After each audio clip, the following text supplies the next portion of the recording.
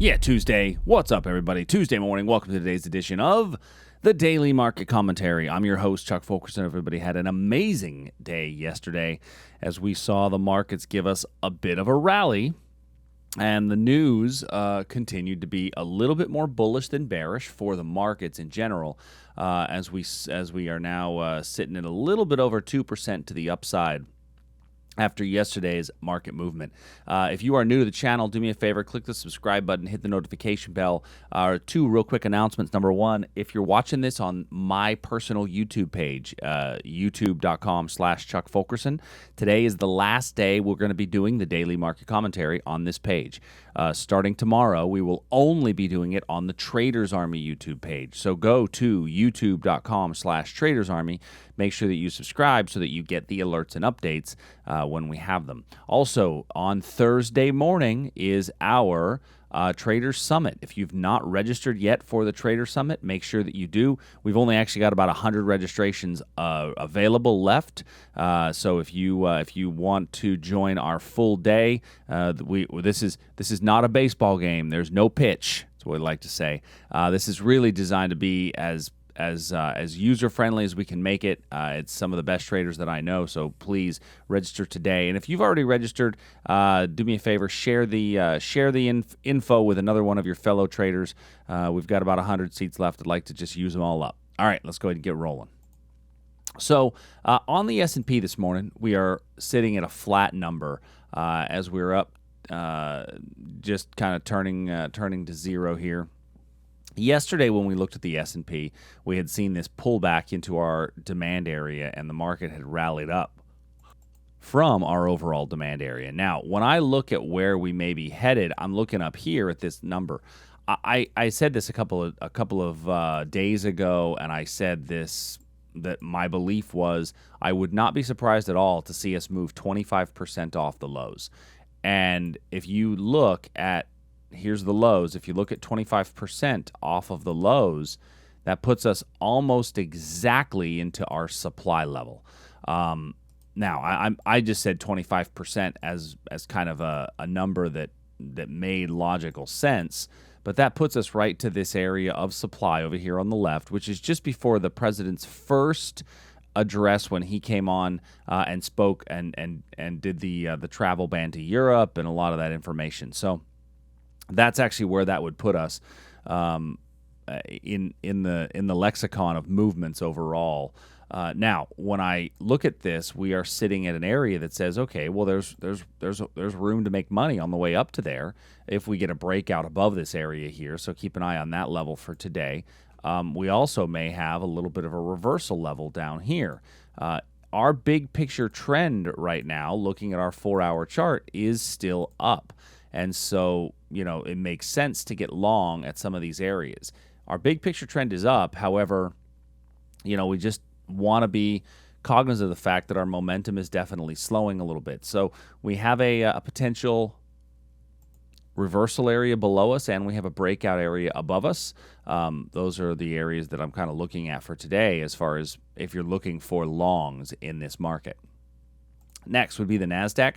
The Nasdaq also sitting below a supply level. It's actually a little bit higher than the S&P is, but it's sitting above this area of supply right in here.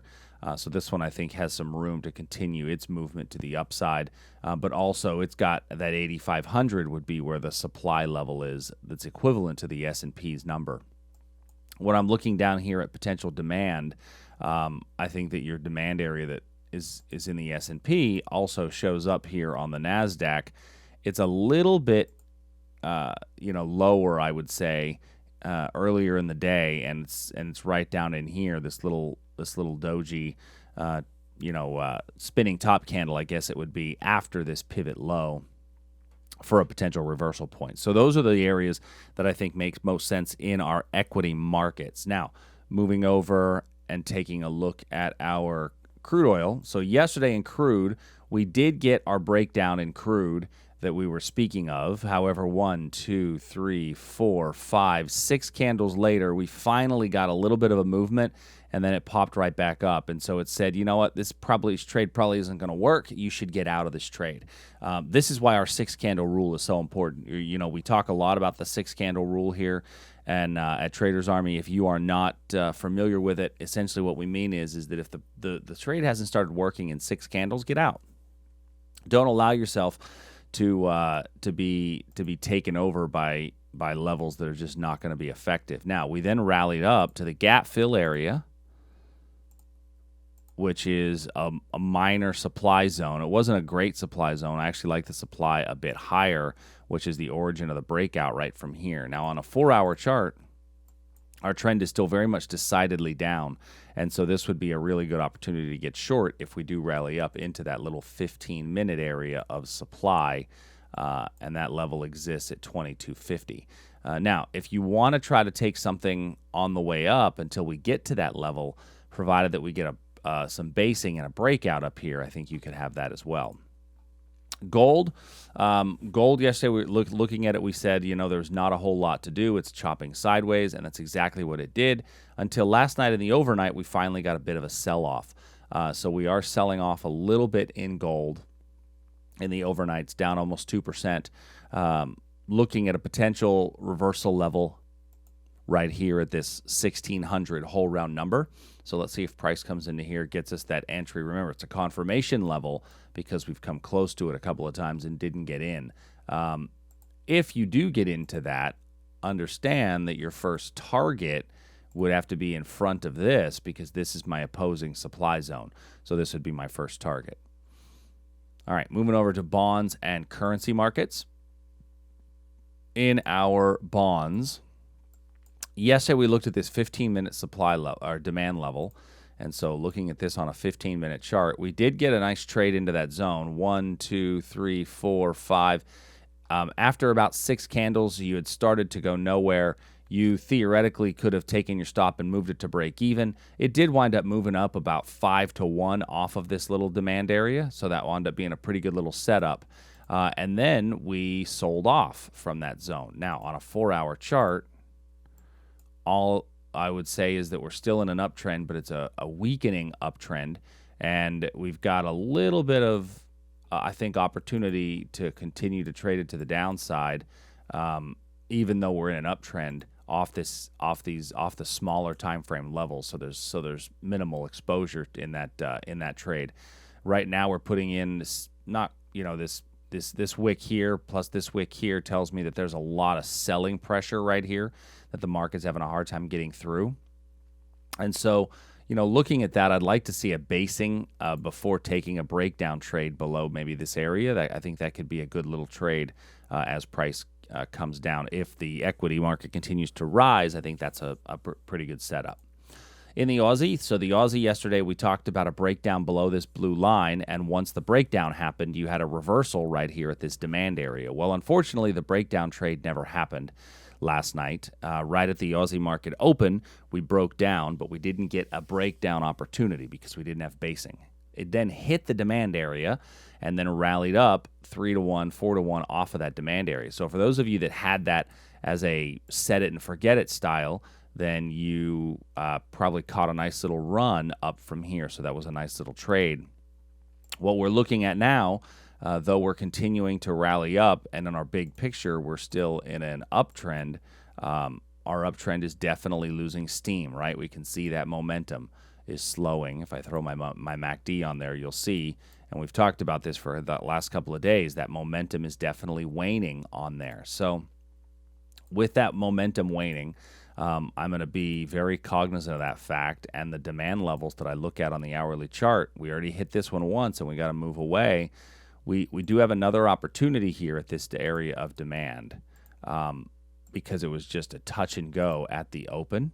So that area of demand is still valid, but it's got to be a confirmation entry because we've already done a touch and go away from that level.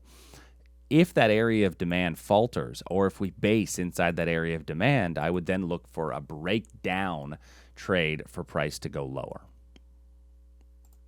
The euro trade. Now, we did get the breakdown in the euro as price gave us a little bit of basing. We got our breakdown in the euro, so it hit our target. After the euro hit its target, we then got a little bounce off the demand area.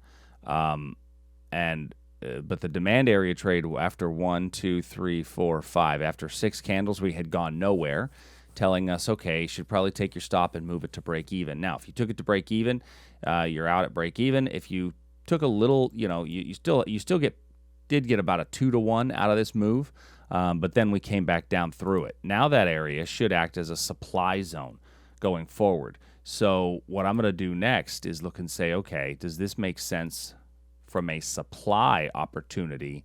And so I'm looking at this area right here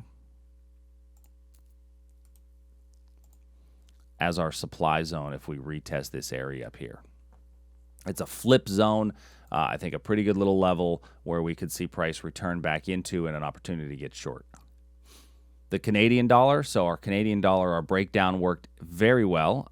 We've hit our target on the Canadian dollar, which was the area and opportunity to get long on the demand zone. Now, my problem with getting long at this demand zone is what we call the kiss of death. And the kiss of death is basing before the level. Basing before the level tells me that my probabilities of making money are very slim, since I've got an opposing target area that's about 1-to-1 away from the width of my zone. So to me, this demand zone doesn't make any sense any longer. But if you caught that breakdown, let me know in the comment section below. It's always good to hear when people do those. Now I'm gonna use that breakdown itself as an area of supply. All right, last 2 markets, Great British Pound and Japanese Yen. So the Great British Pound, we got a trade into the demand area of the pound. This is once again another opportunity to use our 6-candle rule, because 1, 2, 3, 4, 5, 6 candles later, we'd gone nowhere. So you either take your stop to break even, or you take a little bit of money off the table. And right now, if you took it to break even, you're still in the trade. If you took a little bit of money off the table, you got a little lunch money. Either way, your stop right now at the closest should be at break even, and we need to remove this level. That level that we remove now actually becomes an area where if we base in near that zone, let me put that zone back on. If we base inside of this zone, this to me becomes a breakdown opportunity. And then I've got to look significantly lower for my next quality area of demand, which I think comes into play down here. And then last but not least is the Japanese yen. So in our Japanese yen, we came down to our demand level, 6-candle rule again. 1, 2, 3, 4, 5, 6 candles later, we had gone basically nowhere. And so, the purpose behind this is this gives us the opportunity to get out when we get into a trade and the momentum just isn't really following with what we want it to do. Now, I think you've actually got a breakdown trade setting up for this area to fail and for price to continue to move. So that's the area that I'm kind of looking at now, in the Japanese yen. Now, the pound had a good opportunity for a breakout to the upside above here. It just never really got there. And I think that all of our currencies, if we look at all of our currencies, we're seeing that momentum slow. And really, it's the dollar had been showing some weakness, but the weakness in the dollar is starting to show, and that is starting to slow down. And that, I think, is leading to all of our currencies having that opportunity. So if you guys need any questions, as always, please send us an email, support@tradersarmy.com. Thanks for coming and watching today. I will talk to you soon, and see ya.